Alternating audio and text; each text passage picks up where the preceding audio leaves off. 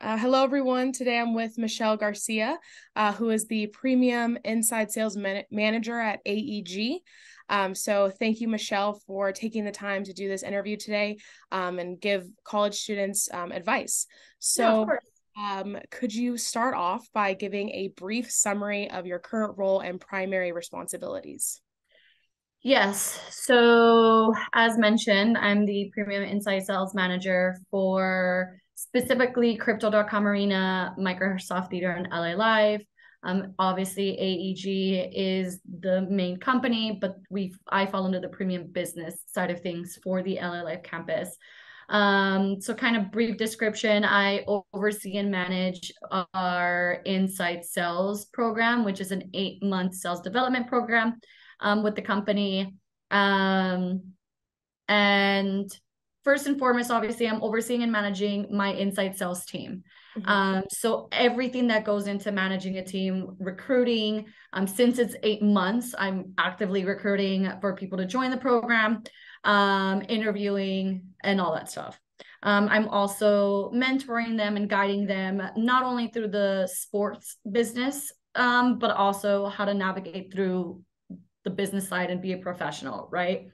Aside from that, I also am the liaison for group sales events. So, for example, let's say Disney on Ice wants to come and host their show or show run at Crypto.com Arena.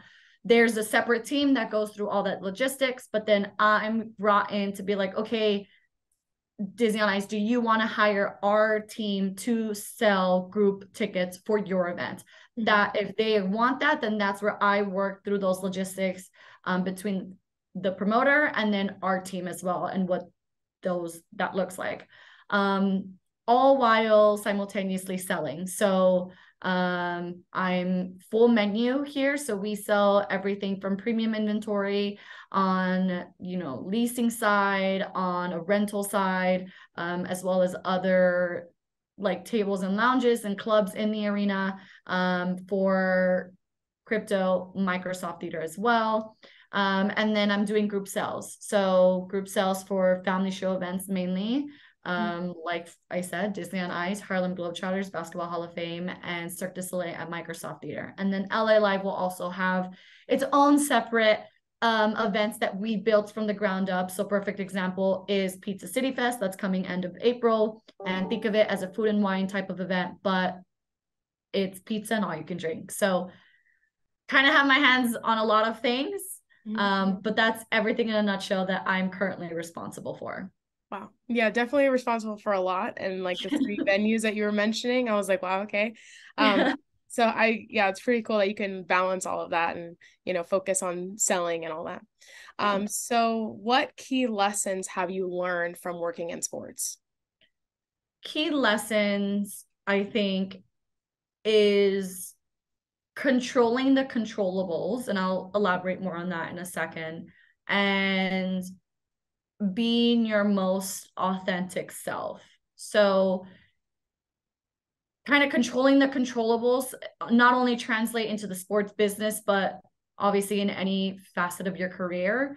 Mhm. And it's the little things, coming in on time. If you're scheduled 9 to 5, you come 9 to 5. If you if for any reason you come late 9:30, then you stay till 5:30 and not leave earlier, right? So and then communication, if you are going to be running late, communicating that with your manager and direct report and giving them a heads up, and in a professional and courteous manner, right? Completely understand if there's car trouble or a family emergency or, something with the apartment, like what have you. It's just having that open communication. Now, if it's a constant offense, that's something separate, but communicating, being on time, if you are scheduled to go into a meeting and it's a 3 o'clock meeting, don't wait to start walking to wherever the meeting space is at 3 o'clock. Be there 5 minutes earlier. And if you are going into a meeting, always taking a notebook and pen with you, because you never know. And you might want to take notes. And it just makes you seem prepared, right? And those are little things that go such a long way, aside from hitting your general job requirements, right? Mm-hmm. So that's one thing. And the second was, you know, being your most authentic self, right? I'm in sales, so sales, sometimes you kind of have this um like the stereotype that you have to be suit and tie, business, serious, all that stuff, which yes, like that works for some people, but for me, like I'm not at B2B, like suit and tie, serious. Like I am very casual, but I'm professional and I know what I'm talking about, which has also made me successful. And I'm someone that's very social and I love to laugh and all that stuff. So like I like letting my personality come into play. And then that goes with everyone you work with in whatever field you are, you know, having that respect level for your coworkers and your colleagues, and just being like, look, I have to get my things done just as you have to get your things done. And if we have to collaborate, you know, respecting each other's time and hearing everyone out and being professional as possible and just being authentic about it. I think, you know, some people are like, I'm just going to play the game to get ahead. And while there is some game to be played, like do it because it's coming out of good intentions, you know, and not out of like, I'm going to do this so I can get this. It's like, no, you know, like being your most authentic self and volunteering to help or assist or what have you, being kind and respectful and all that just goes such a long way. And both of those things really relate and tie back to wanting to succeed in the sports business, because throughout my career, I have learned, and you're going to hear this, that the sports and entertainment industry is so small. Everyone, you know, there's so many networking opportunities, all this stuff, and people like reach out to others like me as a hiring manager, you know, and my people that are here 8 months, like I want to make those connections with AG Presents, global partnerships with LA Galaxy, Kings, Clippers, you know, even though they're a competitor of ours, SoFi, Chargers, Rams, like just kind of like there's all those little connections that's just a snippet on what I've done, that people that have been here for 20 plus years, you know, like it's just a small world. So those two things that you can control speaks volumes, and that's gonna easy ways to leave a good and lasting impression. Yeah. I liked everything that you touched on. I feel like, you know, being authentic is very important. So I like that you brought that up. And Yeah. yes, I have heard time and time again that the sports entertainment industry is super small. Yeah. So Yeah. yes, but there are great like networking opportunities, you know, like out there. You Definitely. gotta be able to take those opportunities and work with them and you know, shoot your shot there. So Exactly. so what are a couple of highlights from your sports career? My first highlight that kind of kick-started, but holy crap that I'm like here. Mm-hmm. So back then, obviously, it was known as Staples Center. I 7 years ago, straight out of college, honestly, did not even think about sales. I was like, absolutely not. I didn't even think about it. I just didn't even think about it. And you know, I made a connection through a mutual friend who was already a full-time sales employee with AG at the time. And she's like, what do you think of AG? And I said, huh? And she's like, Staples Center. So I was like, oh, yeah. So I'm a big Lakers fan, born and raised in LA. My dad is a massive Lakers fan. So I grew up going to Lakers games with him. And so fast forward, I got this job and I was probably about a month to a month and a half in. And the mutual friend, she, you know, I see her as like a mentor now, or back then and now.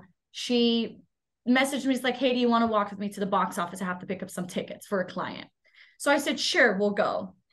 That day was the day we revealed the Shaq statue. So they were doing um like right before the press conference and stuff. So we walked, and as I'm passing what is now known as Impact on the main concourse, I saw Shaq, Kobe, and I always forget his name, but Abdul Shabar.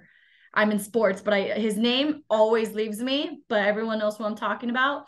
Um, LeBron just passed his numbers. So the three of them were just there talking, and I'm just like, what the and I fangirl a lot. That's I it's crazy, but I do fangirl. And I like grabbed my friend and I was like, are you insane? And I immediately texted and called my dad and I said, you will not believe who I just saw, this and this and that. And that was kind of the first, like, obviously I didn't run up to them as much as I wanted to. Mm-hmm. I was still on the job, so that was unprofessional, so I could not do that, which is fine. But it's like an imprinted memory in my head that I just like I am here. Like I'm here. Like I'm in like I just graduated and I'm here. And now I'm working for one of the most iconic buildings in the world. So it was just kind of, that was my first real like highlight. I think another big one would be Grammys. I've worked a few Grammys now. I think I just worked my third one. And Grammys in and of itself is insane. So that's been incredible. And I will say, I think the award show ones is kind of my favorites. BET Awards is another one that because Microsoft Theater is a very big award show based venue, and there's BET Awards, and we always host like the BET Experience. And I was in charge of obviously catering to our clients who purchased VIP packages. So being on the red carpet was crazy, you know, seeing Miguel and Neo and like all these like crazy names. I was just like, oh my God, you know? So yeah, I think those are some of my few highlights. And then something that's not so like, obviously we get it, like the stars and all that stuff is great. But another one which I would say is I think it was like my second year of doing Harlem Globetrotters.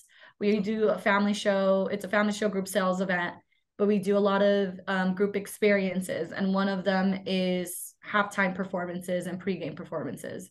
And I used to dance throughout college, and I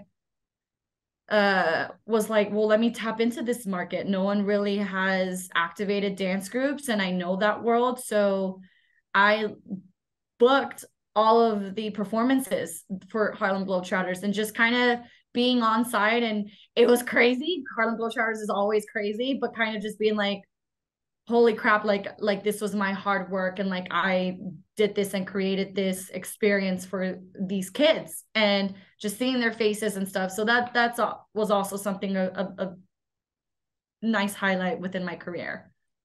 Oh, that's awesome. You have like so many great highlights. I really like the when you saw Kobe and all of them, and I was like, that's so Yeah. cool. So wow. And of course, like putting those events together, like the Harlem Globetrotters thing that you said, that's really cool to be a part of. Like especially Yeah. like, you know, continuing on. Like you're probably gonna have way more great experiences working in sports and entertainment. So that's Yeah, awesome. we'll see. I've yet to see a Stanley Cup, Oh, so that's okay. I'm hoping one day. I just missed it when Mhm. the last time the Kings won, and I've heard nothing but incredible things about the Stanley Cup. So I just hope that one day I get to see that throughout my career. Oh yes, that would be amazing. So Yeah, hopefully soon. Hopefully soon. hopefully. So finally, what advice would you offer college students or recent graduates pursuing a career in sports? um, I think it's funny that you say this because I'm actually actively hiring. I get it, right? I understand the whole like, I want to work in sports and I see the passion. However, everyone has said, I grew up going to Staples Center. I grew up this. I grew up that. Like, I have season tickets. I have this.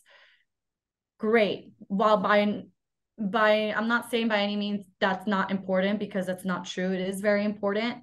You know, that's the most common answer. So I want to know more, right? Have you, and then anyone that you reach out to within the sports and entertainment industry, I think one other thing is, don't obviously connect with them on LinkedIn, take that step. You know, I've never encountered anyone that's kind of like, no, I don't want to talk to you. You know, I think sometimes if you don't hear someone, the sports and entertainment world is crazy and busy. So kind of giving people the benefit of the doubt in that sense. But when you do reach out to someone, be a little bit creative, and don't say, I want to pick your brain. You know, there's some me, I'm a little bit, I don't care, because I understand, like, coming out of college, you may not know, and that's fine, you know, but there are some people that it's like, I want more than just, can I pick your brain? And doing your research within of the person you want to talk to, and kind of doing it like with purpose, right? So were they featured in a blog, or did they do a recent podcast? Was there something that stood out that really spoke to you, and being like, hey, so and so, I recently, you know, heard you on this podcast, and what you said here really, you know, I related to a lot, you know, would love to set up some time, you know, a quick 15-minute chat to just learn a little bit about you. I'm aspiring to hopefully break into the sports and entertainment industry. Is there something, you know, would love to hear what you recommend or advise, and what have you. I think that speaks there's a little bit more substance, and being like, oh, wow, like, I want to get to know this kid, versus I want to pick your brain, you know? I think that's one of my biggest pieces of advice. People, you know, especially students wanting to break into sports and entertainment industry. And I think another thing too that I'm also seeing, and I don't want Gen Z kids to come running at me, but I don't know if it's a new generational thing, but you know, interviewing has changed drastically post-COVID, right? It's now virtual. You know, with us, it's, if I want to interview someone and I want to be like, okay, I want to interview them, that first interview is virtual versus in person, right? And now if I want to interview them again for a second round, then that can be in person. That's just how our policy to be, you know, COVID cautious and all that stuff. So, and having interviews be virtual is awkward. Like, it's not, and I think, you know, it's not it's not helpful that interview, the nerves in it of itself is already there, but like the awkwardness of it being virtual just adds on to that, which is different, you know? However, virtual or not, still being professional and preparing. If you have a 3:00 interview scheduled, okay, let me make sure Microsoft Teams or Zoom or whatever, what platform is working, you know, so I'm ahead of any potential technical difficulties. You know, is my background professional? You know, I understand that not all of, you know, it's whether it, like, you want to be in your own room or you're with roommates, that's fine. But like, just like how you have your background blurred, or Teams or Zoom kind of has like a special like background to be done. So if that's the case, fine. And then suited and booted, like, be dressed professional. You know, I have gotten people in a polo and a dad hat, and that is my first impression of them, you know? So what is that first impression? And while hiring managers are definitely going to look for substance and want to go through your resume and learn a little bit about you and ask you questions and what have you, you know, is that the first impression you want to give? And it's like, okay, this is an interview to me, but you're not dressed professionally. And especially in the sports entertainment industry, it's very client facing and you want to be professional. So that's kind of the first impression, is like, is this person professional enough? you know. Granted, that's all part of the development program that I teach you in my inside sales, but I think that's the biggest thing that I'm constantly seeing, that I'm starting now to be a little bit more lenient and be like, okay, let me give this person the benefit of the doubt. But why would you want your hiring manager? Why do you want them to give you the benefit of the doubt? Just leave a good lasting impression, whatever that first initial interview is. Obviously, I know there's like a screening or whatever, but if it's the official interview, no matter virtual or not, dress professionally and look professional and look your best self. I think those are little things right now that can be very controllable with students wanting to break into not only the sports industry, but anything, you know? Yeah.